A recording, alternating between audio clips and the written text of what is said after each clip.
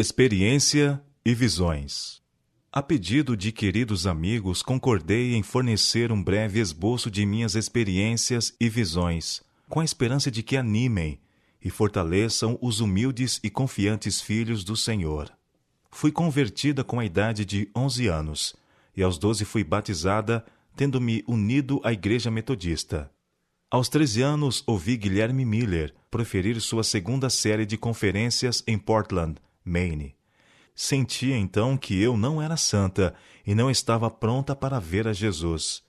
E quando foi feito o convite aos membros da igreja e aos pecadores para irem à frente para a oração, abracei a primeira oportunidade, pois eu sabia que precisava fazer grande obra por mim mesma, a fim de habilitar-me para o céu.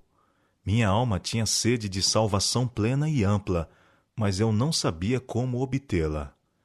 Em 1842, assisti constantemente às reuniões do Segundo Advento em Portland, Maine, e criei inteiramente que o Senhor estava prestes a vir.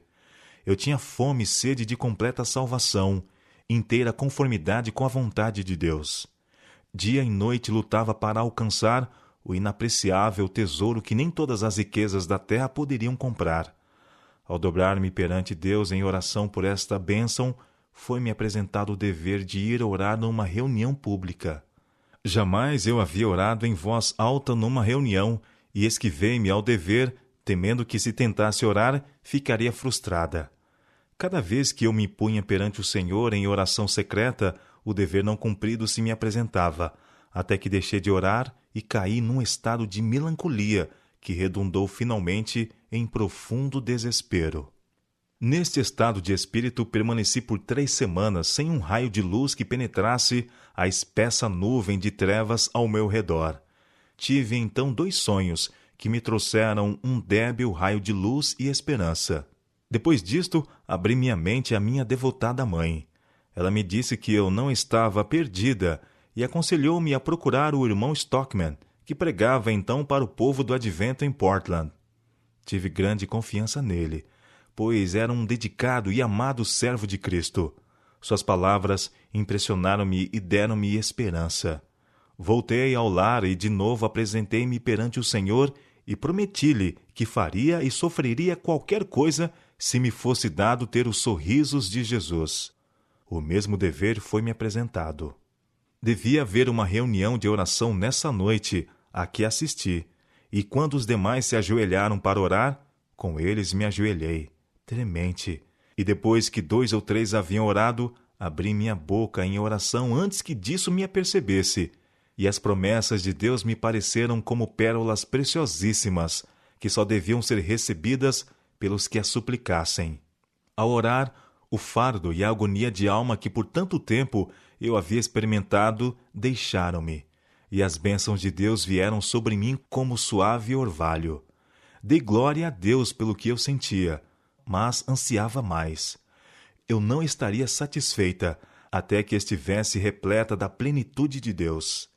Inexprimível amor por Jesus encheu minha alma. Onda após onda de glória rolaram sobre mim, até que meu corpo se tornou rijo. Tudo desapareceu ao redor de mim, exceto Jesus e a glória, e eu nada sabia do que se passava em torno. Por longo tempo fiquei nesse estado de corpo e de mente, e quando percebi o que estava ao meu redor, tudo parecia mudado. Tudo parecia glorioso e novo, como se sorrindo e louvando a Deus. Tive desejo então de confessar Jesus em todo lugar. Durante 6 meses, nuvem alguma de treva passou sobre minha mente. Minha alma bebia diariamente ricos sorvos da salvação. Eu achava que os que amavam a Jesus amariam a sua vinda, de maneira que fui à reunião da classe e falei-lhes do que Jesus havia feito por mim e de que plenitude eu desfrutava através da crença segundo a qual o Senhor estava prestes a vir. O líder da classe interrompeu-me dizendo: através do metodismo.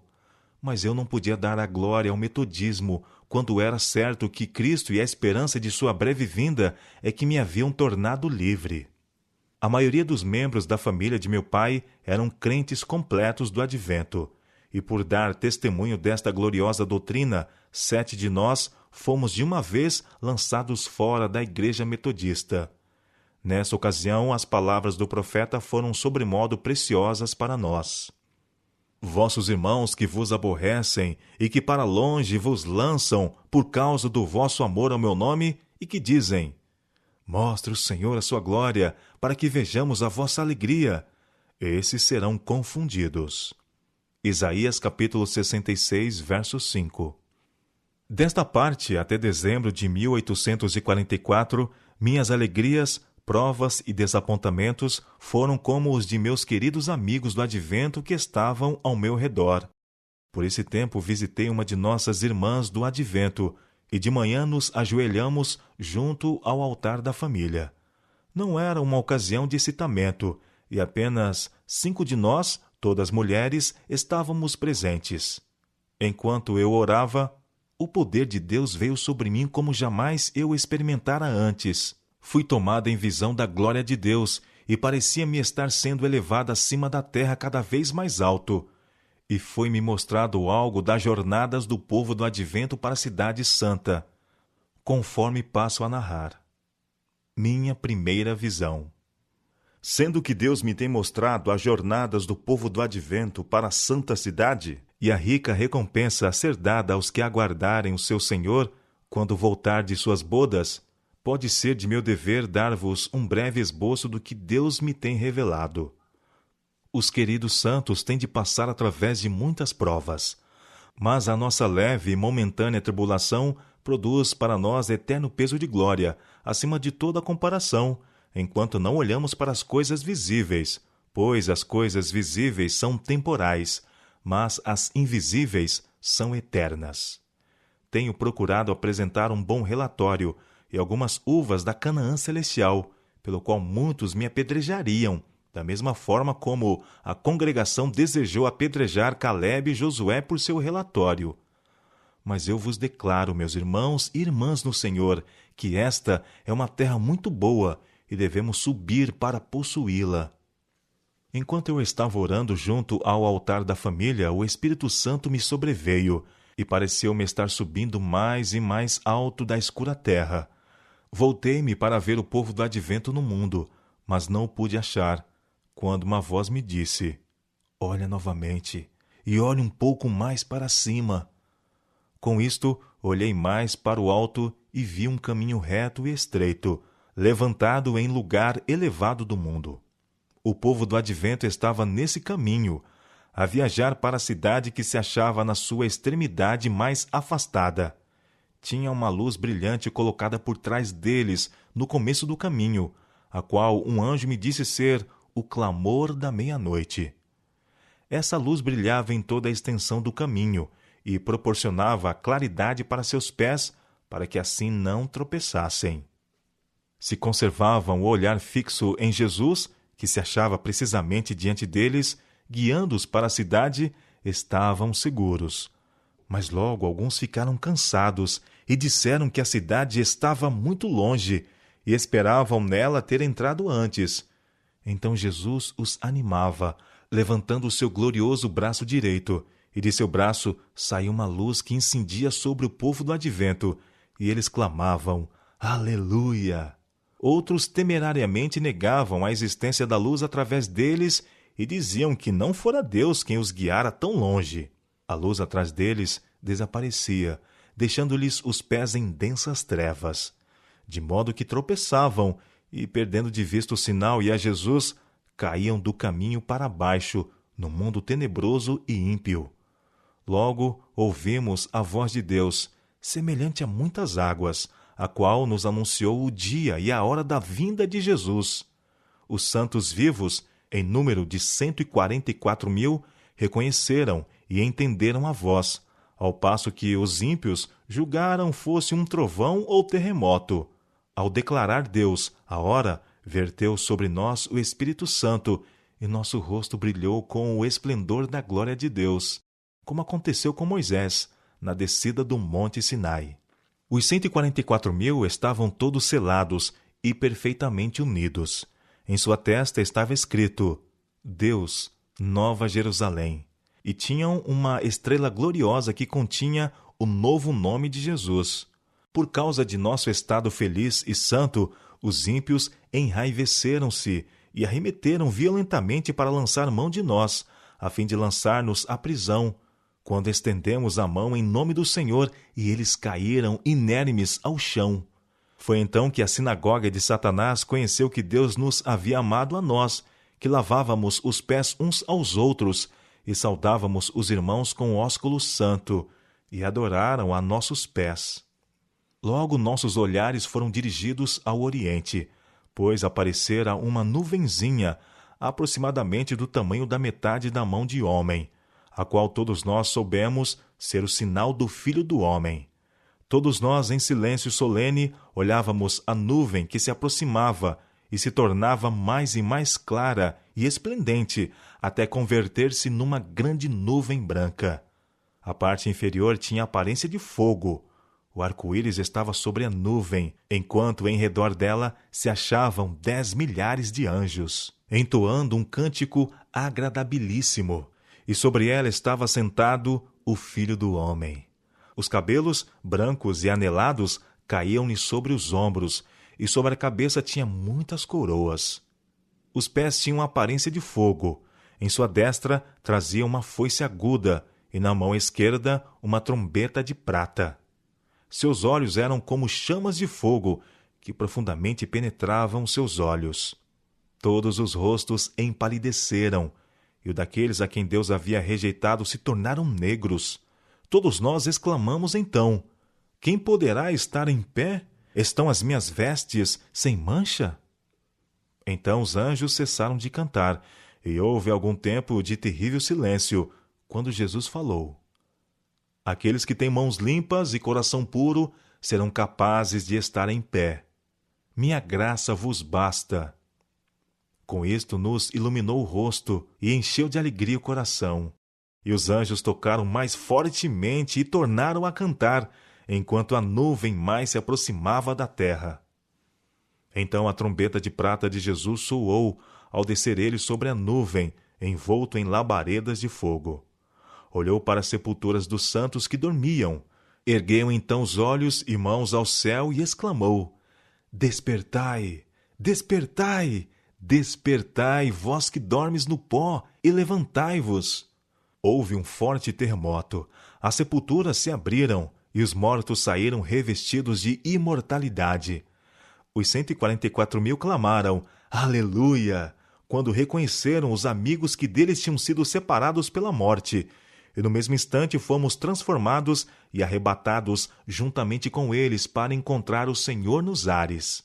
Todos nós entramos na nuvem e estivemos 7 dias ascendendo para o mar de vidro, aonde Jesus trouxe as coroas e com sua própria destra as colocou sobre nossa cabeça. Deu-nos harpas de ouro e palmas de vitória.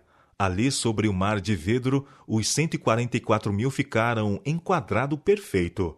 Alguns deles tinham coroas muito brilhantes, outros não tanto.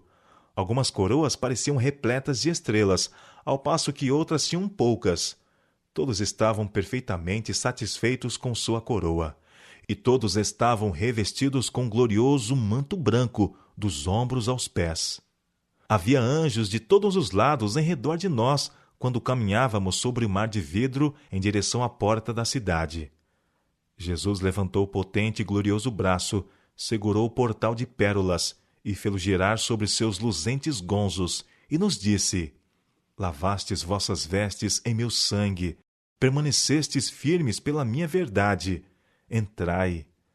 Todos nós entramos e sentíamos ter perfeito direito à cidade. Ali vimos a árvore da vida e o trono de Deus.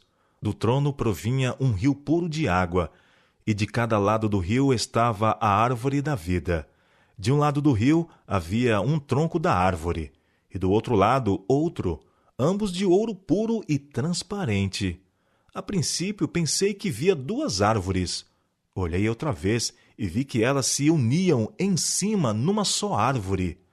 Assim estava a árvore da vida em ambos os lados do rio da vida. Seus ramos curvavam-se até o lugar em que nós nos achávamos, e seu fruto era esplêndido, tinha o aspecto de ouro, de mistura com prata.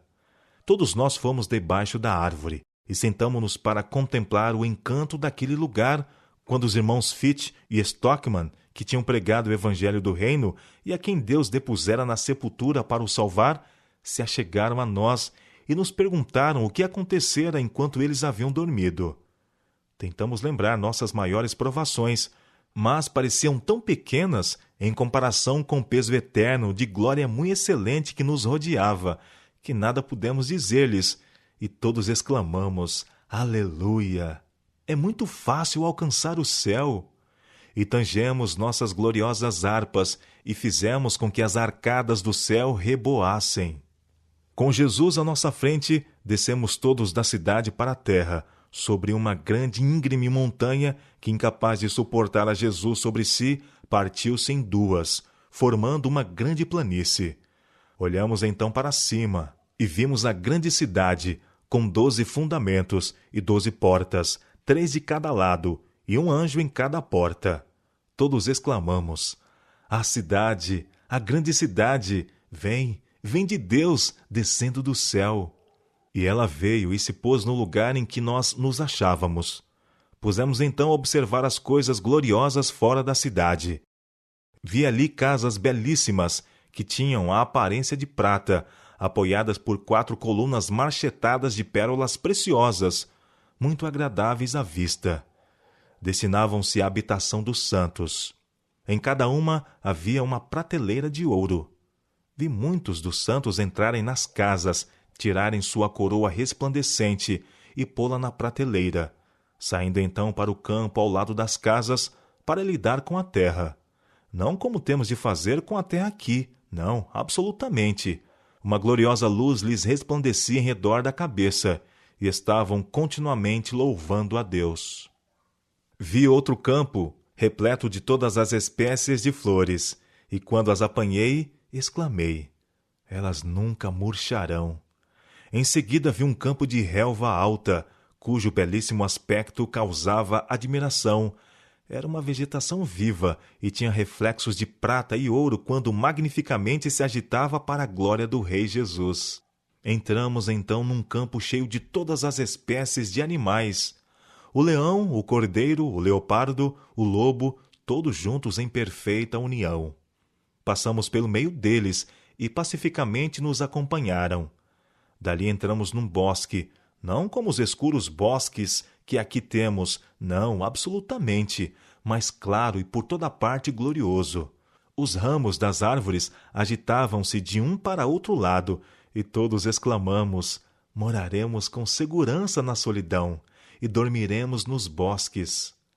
Atravessamos os bosques, pois estávamos a caminho do Monte Sião. No trajeto encontramos uma multidão que também contemplava as belezas do lugar. Notei a cor vermelha na borda de suas vestes, o brilho das coroas e a alvura puríssima dos vestidos. Quando saudamos, perguntei a Jesus quem eram eles. Disse que eram mártires, que por ele haviam sido mortos. Com eles estava uma inumerável multidão de crianças que tinham também uma orla vermelha em suas vestes.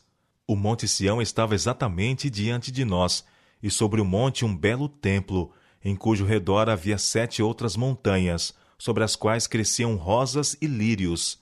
E vi as crianças subirem, ou, se o preferiam, fazer uso de suas pequenas asas e voar ao cimo das montanhas e apanhar flores que nunca murcharão. Para embelezar o lugar, havia em redor do templo todas as espécies de árvores: o bucho, o pinheiro, o cipreste, a oliveira, a murta, a romanzeira e a figueira, curvada ao peso de seus figos maduros, embelezavam aquele local.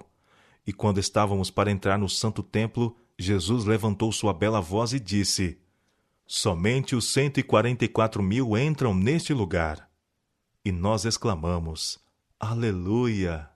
Esse templo era apoiado por 7 colunas, todas de ouro transparente, engastadas de pérolas belíssimas. As maravilhosas coisas que ali vi, não as posso descrever. Oh, se me fosse dado falar a língua de Canaã, poderia então contar um pouco das glórias do mundo melhor. Vi lá mesas de pedra, em que estavam gravados com letras de ouro os nomes dos 144.000. Depois de contemplar a beleza do templo, saímos e Jesus nos deixou e foi à cidade. Logo lhe ouvimos de novo a delicada voz dizendo: Vinde, povo meu, viestes da grande tribulação e fizeste minha vontade, sofrestes por mim, vinde à ceia, pois eu me cingirei e vos servirei. Nós exclamamos: Aleluia, glória! E entramos na cidade. E vi uma mesa de pura prata. Tinha muitos quilômetros de comprimento. Contudo, nossos olhares podiam alcançá-la toda. Vi o fruto da árvore da vida, o maná, amêndoas, figos, romãs, uvas e muitas outras espécies de frutas. Pedi a Jesus que me deixasse comer do fruto. Disse ele: Agora não. Os que comem do fruto desse lugar não mais voltam à terra. Mas dentro em pouco, se fores fiel, não somente comerás do fruto da árvore da vida, mas beberás também da água da fonte. E disse: Deves novamente voltar à terra e relatar a outros o que te revelei. Então o anjo me trouxe mansamente a este mundo escuro. Algumas vezes penso que não mais posso permanecer aqui. Todas as coisas da terra parecem demasiado áridas. Sinto-me muito solitária aqui, pois vi uma terra melhor. Oh, tivesse eu asas como a pomba, e voaria, e estaria em descanso. Depois que voltei da visão, todas as coisas pareciam mudadas. Uma tristeza se espalhava sobre tudo que eu contemplava. Oh, quão escuro pareceu-me este mundo! Chorei quando me encontrei aqui e senti saudades. Eu tinha visto um mundo melhor, e o atual perdeu o seu valor. Contei a visão a nosso pequeno grupo em Portland e creram plenamente que era de Deus. Este foi um tempo de poder. A solenidade das coisas eternas repousou sobre nós. Cerca de uma semana depois disto, o Senhor deu-me outra visão e mostrou-me as provas pelas quais eu devia passar, indicando-me que eu devia ir e relatar a outros o que ele me havia revelado, e que eu iria encontrar grande oposição, e por isto sofreria angústia de espírito. Mas disse o anjo: A graça de Deus te basta. Ele te sustentará. Ao voltar desta visão, senti-me excessivamente desassossegada. Minha saúde era por demais precária, e eu tinha apenas 17 anos. Eu sabia que muitos tinham caído por causa da exaltação, e sabia que se eu de alguma maneira me exaltasse, Deus me abandonaria e eu estaria seguramente perdida. Fui ao Senhor em oração e supliquei-lhe que colocasse o fardo sobre outro. Parecia-me que eu não poderia levá-lo. Caí sobre o meu rosto longo tempo, e toda a luz que eu recebia era: Faze conhecido dos outros o que eu te tenho revelado. Na minha visão seguinte, ardentemente supliquei ao Senhor que, se eu devia ir e relatar o que ele me havia mostrado, que me guardasse da exaltação. Então ele me mostrou que minha oração fora respondida, e que se eu estivesse em perigo de exaltação, a sua mão estaria sobre mim, e eu seria afligida com enfermidade. Disse o anjo: Se deres a mensagem fielmente e perseverares até o fim, comerás do fruto da árvore da vida e beberás da água do rio da vida. Não demorou muito, se espalhou ao redor que as visões eram resultado de mesmerismo, e muitos adventistas mostraram-se prontos para espalhar essa versão. Um médico que era afamado mesmerista disse-me que minhas visões eram mesmerismo e que eu era uma vítima muito fácil, podendo ele magnetizar-me e dar-me uma visão. Eu lhe disse que o Senhor me havia mostrado em visão que o mesmerismo era de origem diabólica, dos insondáveis abismos, e que logo estaria ali com os que continuassem a praticá-lo. Dei-lhe então liberdade de magnetizar-me, se pudesse fazê-lo. Ele tentou por mais de meia hora, recorrendo a diferentes operações, e então desistiu. Pela fé em Deus pude resistir à sua influência, de maneira que em nada isto me afetou. Se eu tinha uma visão em reuniões, muitos diziam que era uma perturbação e que alguém me havia magnetizado. Então eu ia sozinha para os bosques, onde nenhum ouvido podia ouvir-me, ou ver-me algum olho, senão Deus, e orava a ele, e ele algumas vezes me dava uma visão ali.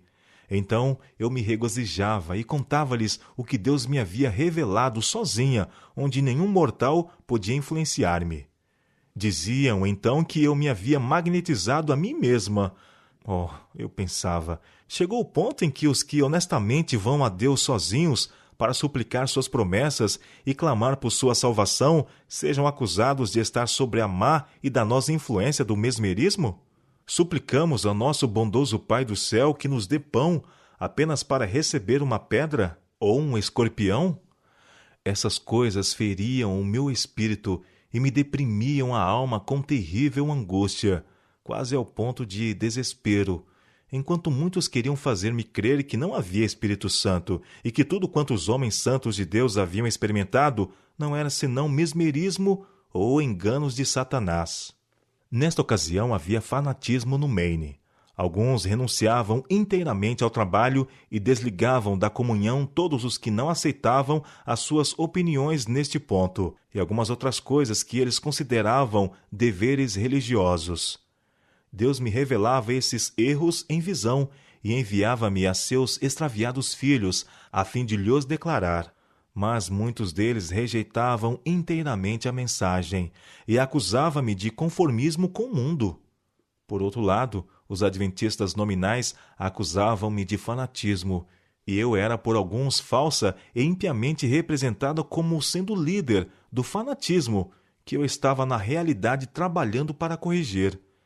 Diferentes datas foram repetidamente estabelecidas para a vinda do Senhor e impostas aos irmãos, mas o Senhor mostrou-me que todas essas datas passariam, pois o tempo de angústia devia vir antes da vinda de Cristo, e que cada vez que uma data era estabelecida e passava, simplesmente enfraquecia a fé do povo de Deus. Por isto, eu era acusada de ser como o mau servo que dizia em seu coração: meu Senhor tarde virá. Tudo isto eu pesava sobremodo em meu espírito, e na confusão eu era algumas vezes tentada a duvidar de minha própria experiência.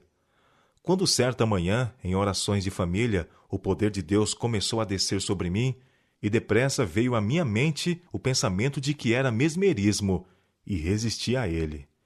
Imediatamente fui tomada de mudez, e por alguns momentos perdi a noção de tudo ao meu redor. Vi então meu pecado em duvidar do poder de Deus, e que por assim proceder fiquei muda, e que minha língua seria libertada antes de decorridas 24 horas. Um cartão foi colocado diante de mim, no qual estavam escritos em letras de ouro o capítulo e verso de 50 textos das Escrituras.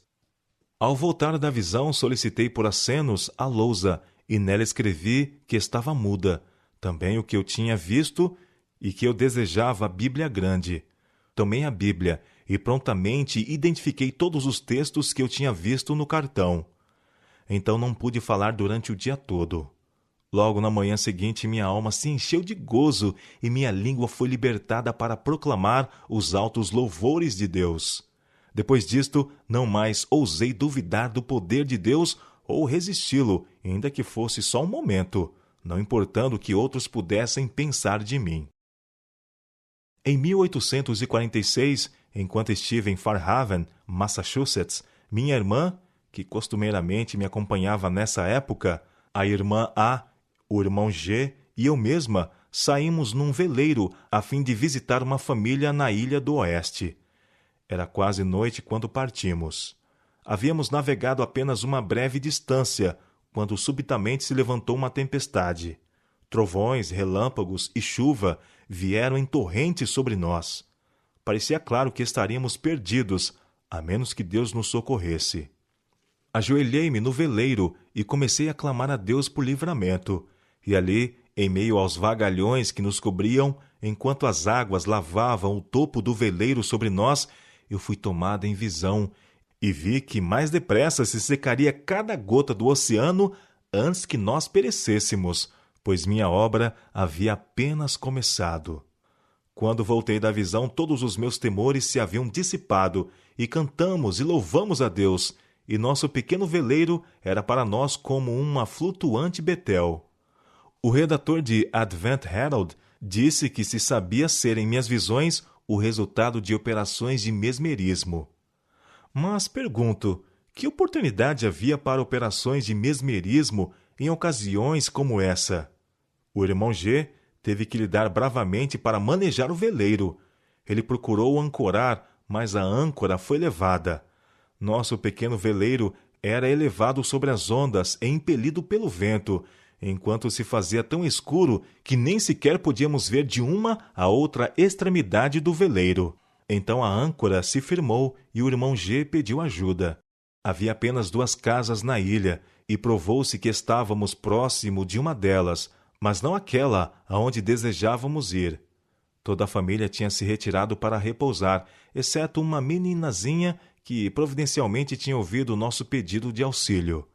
Seu pai logo veio para nos socorrer, e num pequeno bote levou-nos para a terra.